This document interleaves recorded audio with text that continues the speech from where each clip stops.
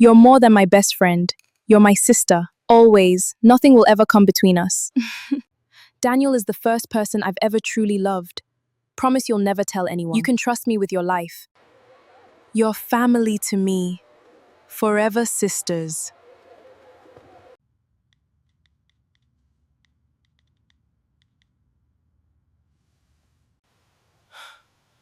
No, she wouldn't do this.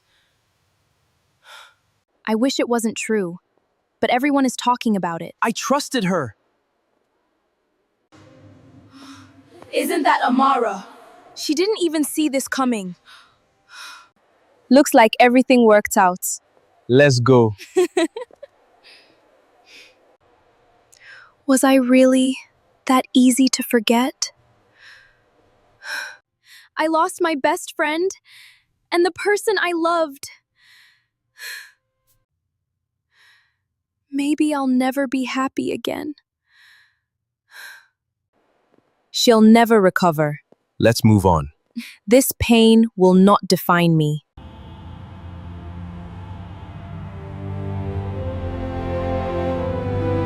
Good morning. Good morning, ma'am. Good morning, everyone. That's Amara? Impossible! She's the CEO?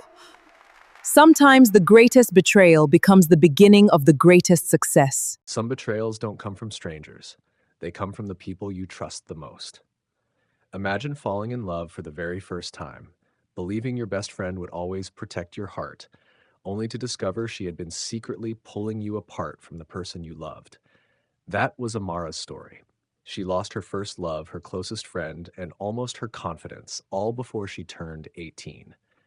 But years later, when everyone thought her story had ended in heartbreak, life surprised them all in a way no one expected.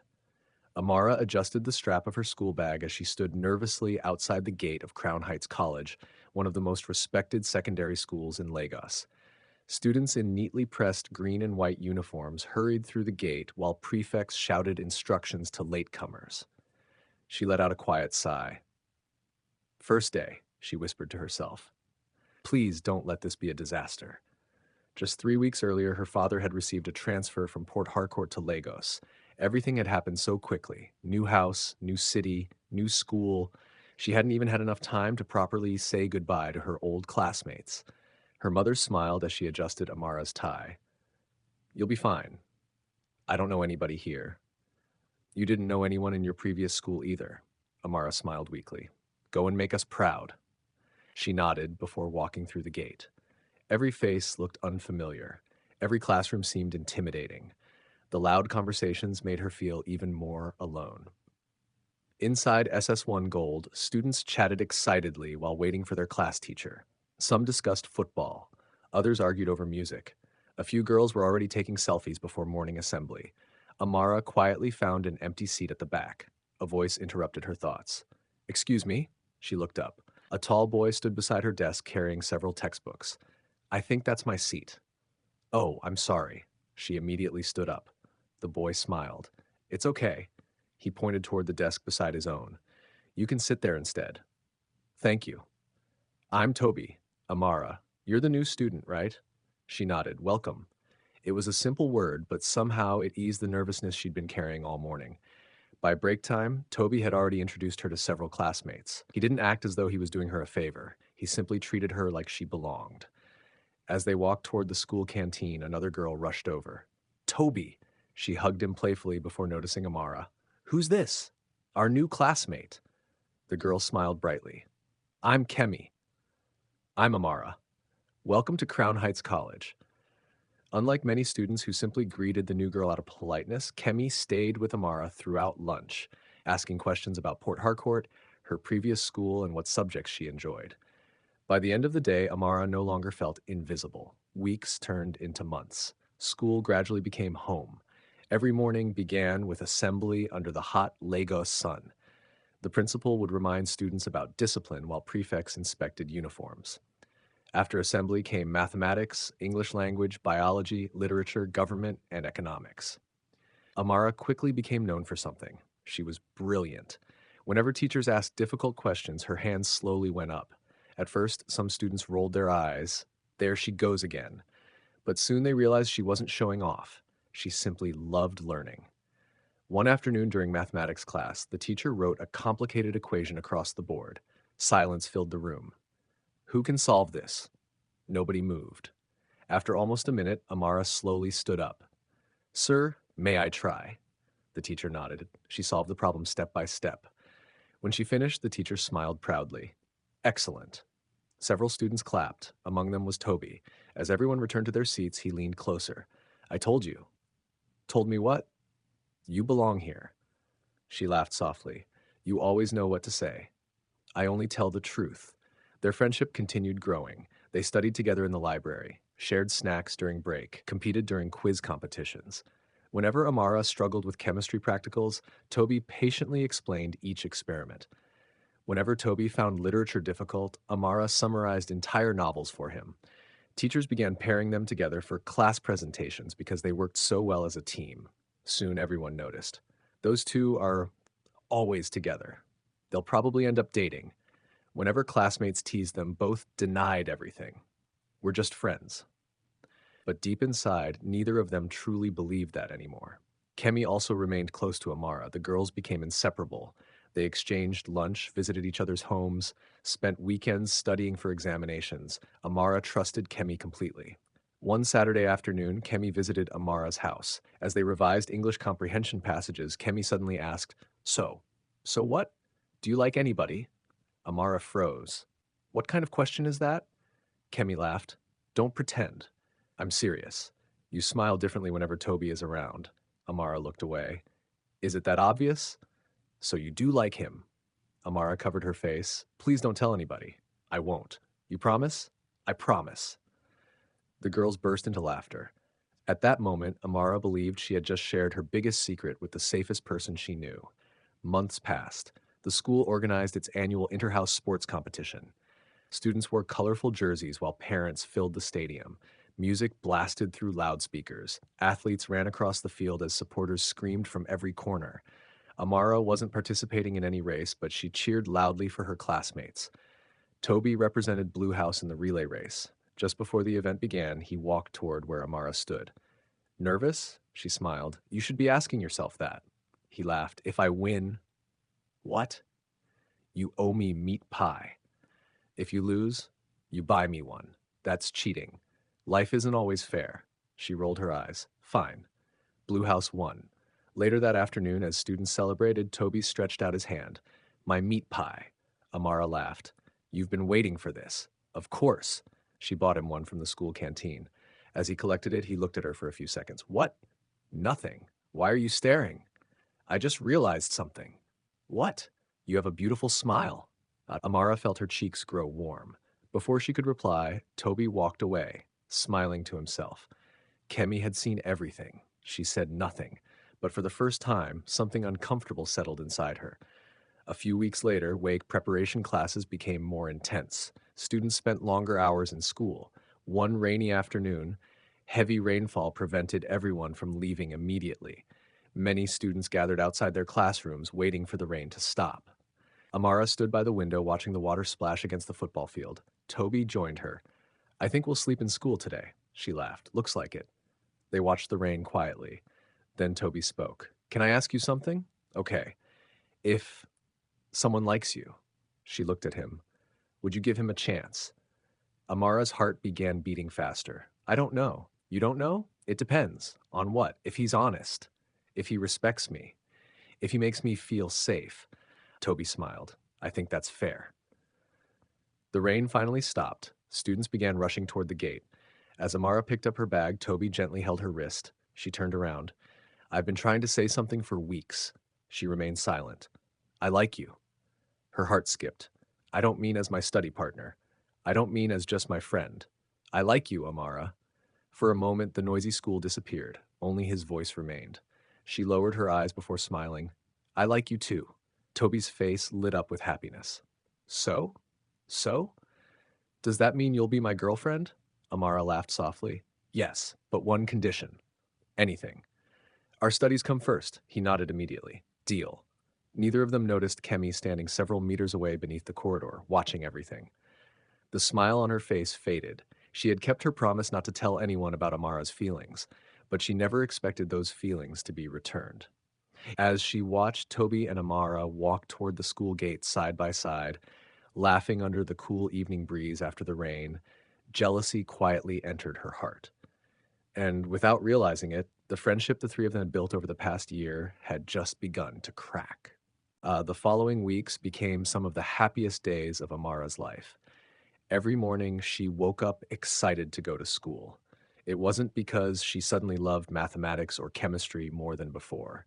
It was because she knew she would see Toby. Their relationship remained a secret. Only a few classmates suspected something was going on between them, but neither of them confirmed it. They agreed that their education had to come first. If teachers or their parents discovered they were dating, it would only create unnecessary problems. During break time, they sat together under the mango tree behind the library, sharing meat pies and soft drinks. After school, they studied in the library before heading home. Sometimes they exchanged handwritten notes hidden inside their textbooks. One afternoon, Toby slipped a folded piece of paper into Amara's government notebook. She opened it after class. "You always complain that I talk too much, so today I'll write instead. Thank you for making school feel like home. I don't know what tomorrow will bring, but I know every day is better because you're in it." Amara smiled so widely that the girl sitting beside her nudged her. "What are you smiling at?" "Oh, nothing. You've been smiling all day. It's just, I'm happy." She carefully folded the note and tucked it inside her diary, feared she had no idea someone else had been watching her from across the classroom. Kemi. At first, Kemi tried convincing herself that she wasn't jealous. She repeated it every night. "I'm not jealous. I'm just feeling left out. They're still my friends." But every day became harder. Whenever she walked into class, Toby greeted Amara before greeting anyone else. Whenever group assignments were given, they naturally paired together. Whenever Amara laughed, it was usually because of something Toby had said. Kemi slowly found herself becoming the third wheel. One Friday afternoon, she sat alone in the school garden while students prepared for closing assembly. Her classmate BC walked over. "Why are you sitting here by yourself?" Kemi shrugged. "I'm fine." BC followed her gaze. She noticed Toby and Amara talking near the volleyball court. "So it's true." "What is?" "They're dating." Kemi forced a smile. "I think so." BC folded her arms. "I always thought Toby liked confident girls." "What do you mean?" "I mean girls like you." Kemi remained silent. "You and Toby have known each other longer. You understand him better." "Honestly," BC lowered her voice, "I think Amara just got lucky." Those words stayed in Kemi's mind long after BC left. Amara just got lucky. For the first time, Kemi started wondering whether Toby should have been hers instead. The thought frightened her, but instead of pushing it away, she entertained it. Days later, Toby missed school because he had malaria. Amara worried constantly. After classes, she called him using her mother's phone. His voice sounded weak. "I'm okay." "You don't sound okay. I'll survive." "You better." He laughed. "I'll be back next week." After hanging up, Amara prepared handwritten notes from every lesson he missed. She even solved extra mathematics questions for him. The following day, she handed everything to Kemi. "Can you please give these to Toby?" "Why don't you go yourself?" "My dad won't let me." "I'll take them." "Thank you." Kemi accepted the notebook, but she never delivered it. Instead, she kept it in her bedroom. When Toby eventually returned to school, he looked disappointed. "I thought you forgot about me." Amara frowned. "What?" "I didn't hear from you after the first day. I sent notes. You didn't. I gave them to Kemi." Both of them looked toward Kemi, who quickly smiled. "Oh," she slapped her forehead dramatically. "I'm so sorry. I completely forgot. I've just been so busy." Amara believed her immediately. "It happens." Toby smiled politely. "No problem." But a tiny seed had already been planted. A week later, another opportunity presented itself. The school announced a weekend leadership seminar for selected students. Amara was chosen. Toby wasn't. She would spend 2 days away from school. Before leaving, she hugged Kemi. "Please help me remind Toby to finish our biology assignment." "I will." Again, Kemi smiled. Again, she lied. Instead of reminding Toby, she spent the weekend chatting with him through text messages. At first, they discussed schoolwork. Then, football, music, movies. Little by little, she became someone he looked forward to talking to. By Monday morning, she had successfully created a new routine. Whenever Amara wasn't available, Kemi was. She never flirted openly. She didn't have to. She simply made herself available. Months passed. Their final examinations approached. Pressure increased. Students spent almost every afternoon attending extra lessons. One evening after prep classes, Toby and Kemi happened to leave school together. Amara had already gone home because of a family emergency. As they waited for a bus, Kemi sighed. I miss how things used to be. Toby looked confused. What do you mean? The three of us. We barely spend time together anymore. He nodded. I guess we've all been busy. She looked down sadly. I hope Amara doesn't think I'm trying to take you away from her. Toby laughed. Of course not. You're her best friend. Those words almost made Kemi feel guilty. Almost. Instead, they encouraged her. She realized how much Toby trusted her, and trust, when placed in the wrong hands, could become dangerous. One afternoon, while helping a teacher organize examination papers, Kemi noticed several unused answer booklets on a desk. An idea entered her mind. It was reckless, cruel, but she convinced herself it would work. That evening, she borrowed Amara's phone during prep. My battery is dead. Can I quickly use yours to call my mom? Sure. Amara handed it over without hesitation. Kemi stepped outside the classroom. She didn't call anyone. Instead, she secretly saved an unknown number under the name Kunli Science Class. Then she sent a few harmless messages to Amara's phone before deleting the conversation from the unknown phone. Later that night, using another phone, she sent romantic messages to Amara's number from the contact she had created. The next morning, she waited. Everything happened exactly as she had imagined. During break, she casually said, Amara, your phone has been buzzing. Amara unlocked it. Several messages appeared. I miss you already. I can't stop thinking about yesterday. I love you. Amara frowned. What is this? I don't even know this number. Kemi acted surprised. Maybe Toby should see it. No, I'll delete them. You don't want him to misunderstand. Unfortunately, Toby had already walked into the classroom. What misunderstanding? Amara quickly hid her phone. Nothing. Kemi looked uncomfortable. I think maybe you two should talk. Toby noticed Amara's nervous expression. What happened? She hesitated. Before she could explain, another message appeared on the screen. I can't wait to see you again. Toby's smile disappeared. Who's Kunli? I don't know. You saved his number? I didn't. You expect me to believe that? I swear. Kemi quietly looked away, pretending to feel awkward. Students nearby stopped talking. The classroom suddenly became silent. Toby's voice became colder. Is there something you want to tell me? No, there isn't. I've never seen those messages before. He looked at her phone once more, then back at her. I thought we promised to be honest. We did. So why are you hiding another guy? I'm not. But doubt had already entered his heart. Over the following weeks, Kemi continued adding small lies. Never anything dramatic, just enough. If I were you, she once told Toby, I'd ask Amara why she smiles whenever Senior Kunli passes. Another day, she whispered, I saw her talking to him after school. Sometimes she simply sighed. I hope I'm wrong. Each sentence sounded harmless. Each sentence made Toby question a little more. Instead of talking openly with Amara, he started observing her. Every innocent interaction suddenly looked suspicious. Every delayed reply felt intentional. Every smile became evidence. Amara noticed the change. You've been quiet lately.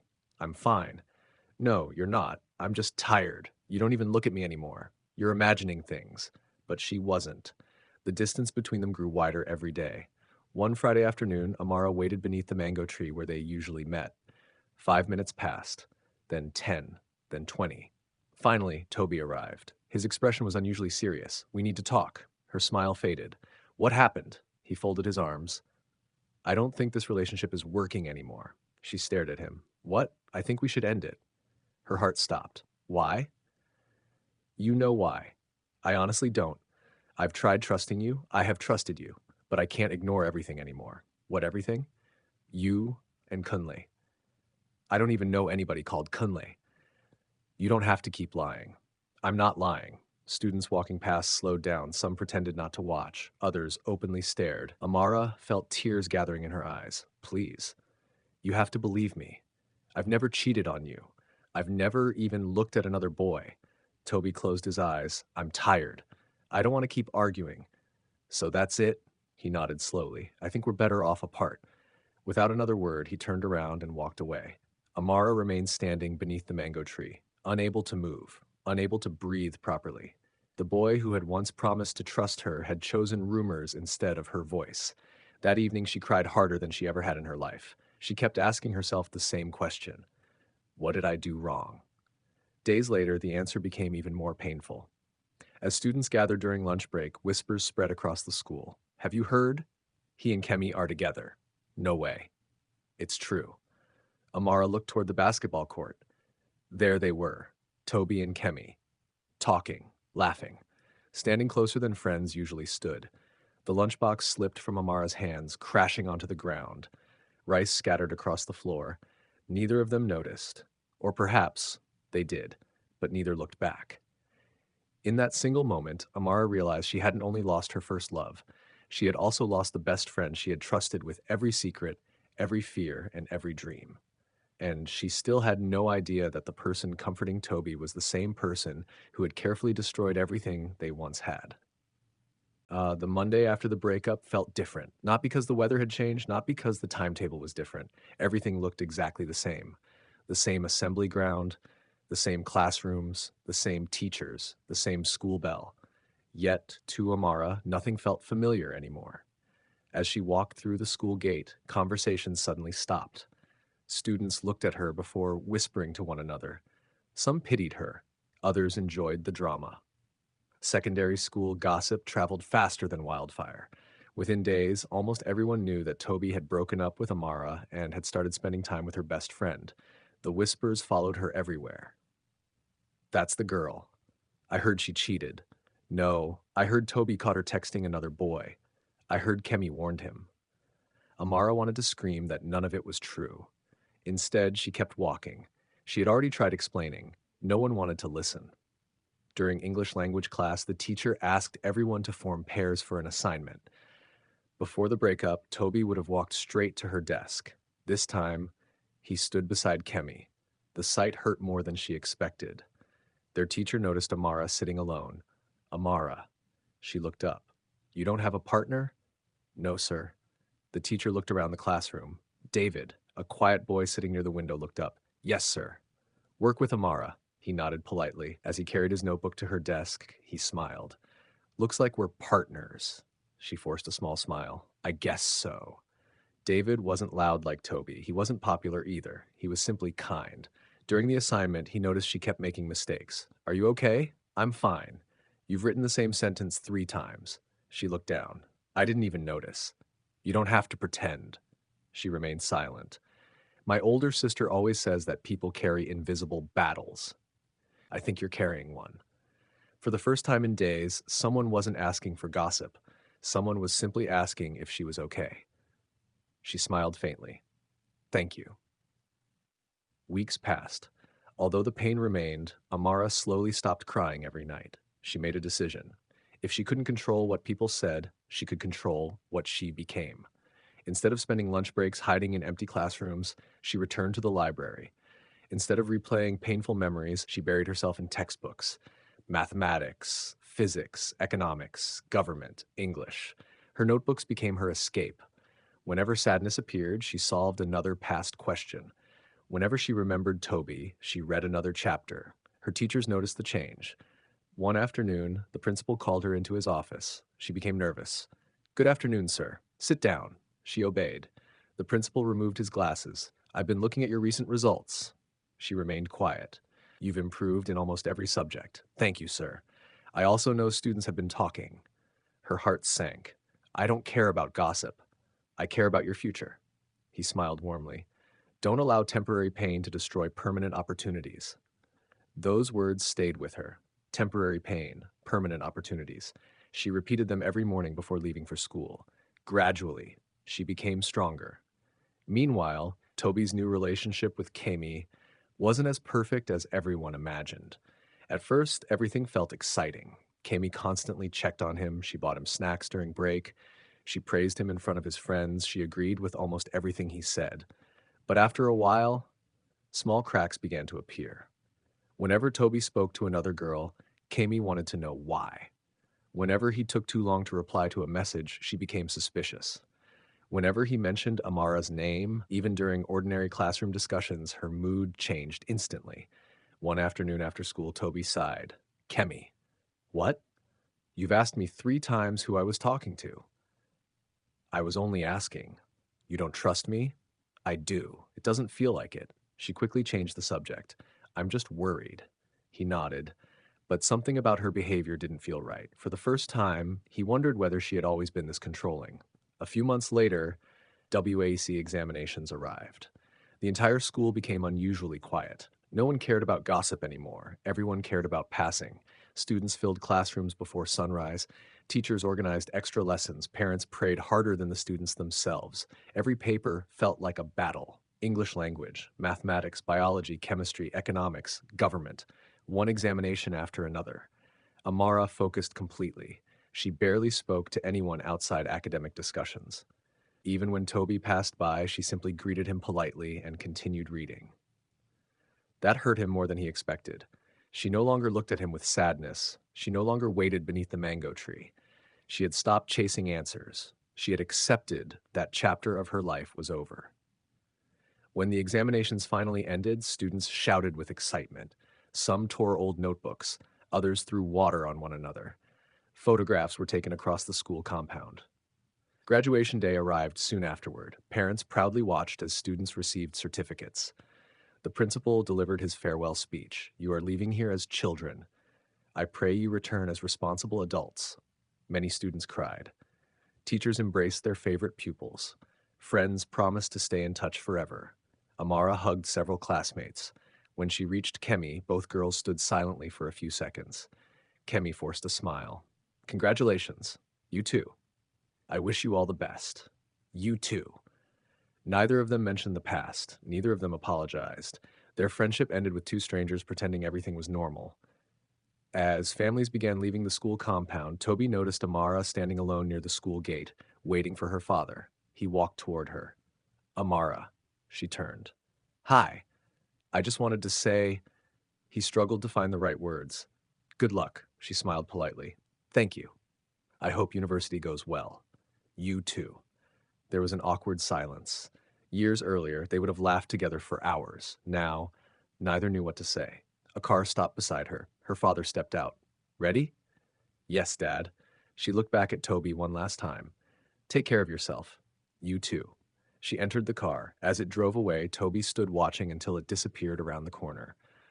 For reasons he couldn't explain, watching her leave felt heavier than breaking up with her. Life moved on. Amara gained admission into one of Nigeria's top universities to study mass communication. She threw herself into her studies with the same determination that had helped her survive heartbreak. She joined debate competitions, became active in student organizations, and graduated with excellent results. After completing the National Youth Service Corps, she landed a job at a respected media company in Lagos. Her professionalism, creativity, and calm leadership helped her rise quickly through the ranks. Within a few years, she had become one of the youngest communications managers in the company. The shy girl who had once cried beneath a mango tree had grown into a confident woman who inspired others. Toby's journey was different. He studied business administration and eventually found work with a growing logistics company. He worked hard, but something always felt unfinished. Every now and then, memories of secondary school returned without warning. His relationship with Kemi didn't survive beyond university. The trust between them slowly disappeared, replaced by constant arguments and suspicion. The same doubts that had once been directed at Amara eventually found their way into their own relationship. One evening, after another heated argument, they decided to end things for good. Neither of them celebrated. Neither blamed the other. They simply walked away, carrying the weight of choices made years before. Time continued to pass. One Saturday afternoon, Crown Heights College organized a 10-year alumni reunion. Former classmates traveled from different parts of Nigeria to reconnect, laugh about old memories, and celebrate how far they had come. Amara almost didn't attend, but after several classmates persuaded her, she finally agreed. She had no idea that before the night was over, the truth buried for years would finally come into the light, changing the lives of everyone involved. The reunion hall buzzed with laughter as old classmates shared stories from their secondary school days. They laughed about difficult teachers, inter-house sports competitions, and the countless punishments they had received for making noise in class. For the first time in years, Amara smiled as she looked around the room. So much had changed, yet so much still felt familiar. During one conversation, a former classmate named BC suddenly sighed. "I've carried something on my conscience for years." The table became quiet. "What is it?" someone asked. BC looked directly at Amara before lowering her eyes. "I'm sorry," Amara frowned. "For what?" "I knew Kemi was trying to separate you and Toby." Silence filled the room. "I didn't know everything she was doing," BC continued, "but I heard her say she was going to make sure Toby stopped trusting you. I thought she was only joking. By the time I realized she was serious, everything had already fallen apart." Another classmate nodded slowly. "I remember seeing Kemi using Amara's phone that day." Someone else added, "She even admitted to me years later that she created those fake messages because she believed Toby should have been with her." Toby felt his heart sink. Every memory came rushing back. The strange text messages, the misunderstandings, the doubts, the breakup. He realized that the one person he should have trusted was the only person he never gave the chance to explain. He stood up and walked toward Amara. His voice trembled. "I owe you more than an apology." Amara looked at him quietly. "I failed you. I believed lies instead of believing the person I loved. I judged you without listening. I'm deeply sorry." For a few moments, neither of them spoke. Then Amara smiled gently. "I forgave you a long time ago." Tears gathered in Toby's eyes. "You did?" She nodded. "If I had carried that pain all these years, it would have continued controlling my life. Forgiveness helped me move forward." He lowered his head. "I wish I had trusted you." "So do I," she replied softly. "But we were teenagers. We made mistakes, and those mistakes taught us lessons we'll never forget." Just then, a familiar voice called her name. "Amara." Everyone turned. A well-dressed man walked into the hall carrying a small bouquet of flowers. He smiled warmly as Amara walked over and hugged him. "This must be David," one classmate whispered. Amara nodded proudly. "My husband." The room filled with applause and congratulations. David greeted everyone politely before taking Amara's hand. Toby watched them with a bittersweet smile. For the first time, he truly understood that loving someone also meant wanting them to be happy, even if that happiness no longer included you. As the evening came to an end, the principal, now retired, was invited to say a few words. He smiled at the former students. "Your examination results were never the greatest test of your lives." Everyone listened carefully. "The greatest test was the kind of people you chose to become." The hall erupted in applause. As Amara and David walked toward the exit hand in hand, she looked back at the school that had given her both her happiest memories and her deepest heartbreak. She no longer saw it as the place where she lost her first love. She saw it as the place where she learned resilience, forgiveness, and the value of choosing people who build trust instead of breaking it. Some first loves become forever. Others become unforgettable lessons. For Amara, losing the wrong person opened the door to the right one. And in the end, life gave her something far more valuable than the love she thought she had lost, a future built on honesty, peace, and a love that never needed lies to survive.